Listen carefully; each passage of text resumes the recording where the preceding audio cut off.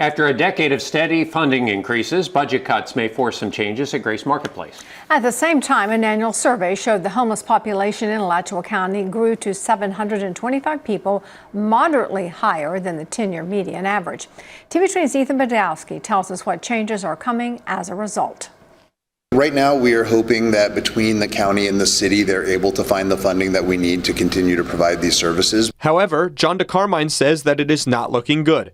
Grace Marketplace is set to have city funding cut by $450,000 to a little more than $1 million. The shelter currently operates on a budget of $4.4 million, more than double from just 5 years ago. Officials with Grace Marketplace have announced that as a result of budget cuts, they will be reducing their capacity by 10 beds, along with other reductions in services.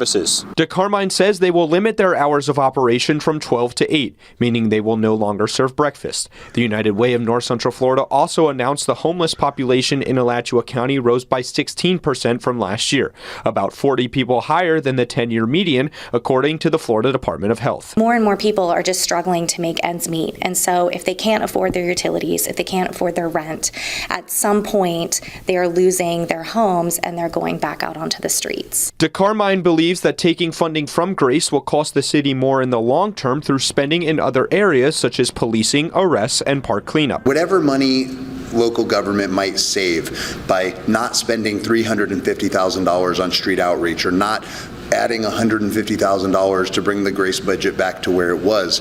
Whatever money is saved there, we're going to spend twice as much. The city budget will not be finalized until a second reading and vote in September. In Gainesville, Ethan Badowski, TV 20 News.